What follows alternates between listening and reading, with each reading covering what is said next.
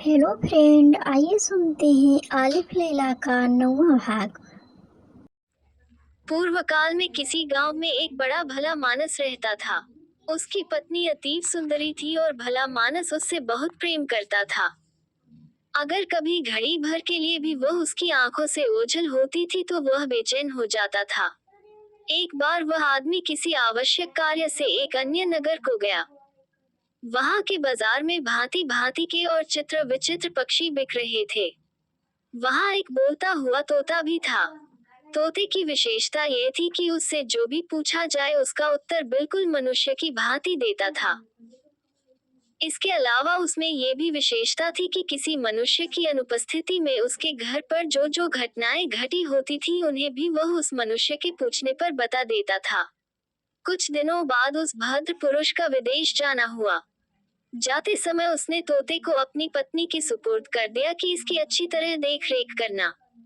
वह परदेश चला गया और काफी समय बाद लौटा। लौटने पर उसने अकेले में तोते से पूछा कि यहाँ मेरी अनुपस्थिति में क्या क्या हुआ। उसकी अनुपस्थिति में उसकी पत्नी ने खूब मनमानी की थी और शील के बंधन तोड़ दिए थे। तोते ने अपने स्वामी से सारा हाल कह सुनाया। स्वामी ने अपनी पत्नी को खूब डांटा फटकारा कि तू मेरे पीठ पीछे क्या क्या हरकतें करती है और कैसे कैसे गुल खिलाती है। पत्नी पति से तो कुछ न बोली क्योंकि बातें सच्ची थीं, लेकिन ये सोचने लगी कि यह बातें उसके पति को किसने बताई। पहले उसने सोचा कि शायद किसी सेविका ने ये काम किया है। उसने एक एक सेविका को बुलाकर डांट फटकार कर पूछा, किंतु सभी ने कसमें खा खाकर कहा कि हमने तुम्हारे पति से कुछ नहीं कहा है। स्त्री को उनकी बातों का विश्वास हो गया और उसने समझ लिया कि यह कार्रवाई तोते ने की है। उसने तोते से कुछ न कहा क्योंकि तोता इस बात को भी अपने स्वामी को बता देता। किंतु वह इस फिक्र में रहने लगी कि किसी प्रकार तोते को अपने स्वामी के सन्मुख झूठा सिद्ध करे और अपने प्रति उसके अविश्वास और संदेह को दूर करे। कुछ दिन बाद उसका पति एक दिन के लिए फिर गांव से बाहर गया। स्त्री ने अपनी सेविकाओं को आज्ञा दी कि रात में एक सेविका सारी रात तोते के पिंजरे के नीचे चक्की पीसे, दूसरी उस पर इस तरह पानी डालती रहे जैसे वर्षा हो रही है, और तीसरी सेविका पिंजरे के पीछे की ओर दिया जलाकर खुद दर्पण लेकर तोते के सामने खड़ी हो जाए और दर्पण पर पड़ने वाले प्रकाश को तोते की आंखों के सामने रह रहकर डालती रहे। सेविकाएं रात भर ऐसा करती रहीं और भोर होने के पहले ही उन्होंने पिंजरा ढक दिया।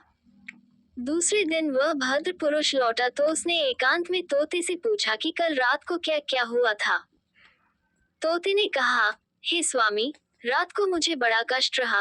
रात भर बादल गरजते रहे, बिजली चमकती रही और वर्षा होती रही।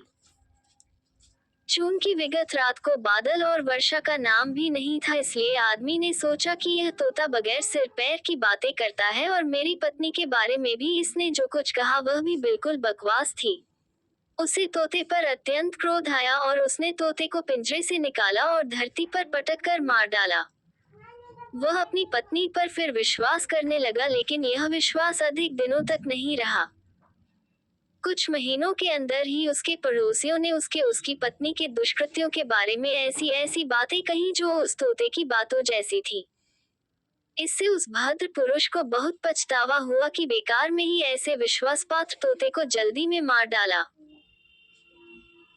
मछुआरे ने इतनी कहानी कहकर गागर में बंद दैत्य से कहा कि बादशाह गरीब ने तोते की कथा कहने के बाद अपने मंत्री कहा, तुम दुश्मनी के कारण चाहते हो कि मैं दूबा हकीम को, जिसने मेरा इतना उपकार किया है और तुम्हारे साथ भी कोई बुराई नहीं की है, निरपराधी मरवा डालूं।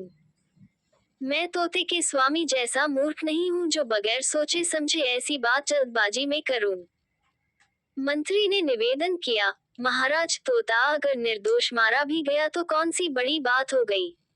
न स्त्री का दुष्कृत्य कोई बड़ी बात है, किंतु जो बात मैं आपसे कह रहा हूँ वह बड़ी बात है और इस पर ध्यान देना जरूरी है। फिर आपके बहुमूल्य जीवन के लिए एक निरपराध व्यक्ति मारा भी जाए तो इसमें खेद की क्या बात है। उसका इतना अपराध है ही कि सभी लोग उसे शत्रु का भेदिया कहते हैं। मुझे उससे न ईर्ष्या है न शत्रुता। मैं जो कुछ कहता हूँ आप ही के भले के लिए कहता हूँ। मुझे इससे कुछ लेना देना नहीं कि वह अच्छा है या बुरा, मैं तो केवल आपकी दीर्घायु चाहता हा। अगर मेरी बात असत्य निकले तो आप मुझे वैसा ही दंड दें जैसा एक राजा ने अपने अमात्य को दिया था। उस अमात्य को अंततः राज आज्ञा से मरना ही पड़ा था। बादशाह ने पूछा, किस राजा ने अमात्य को प्राण दंड दिया और किस बात पर दिया? मंत्री ने ये कहानी कही। हेलो गाइस, अगला एपिसोड अगले भाग में।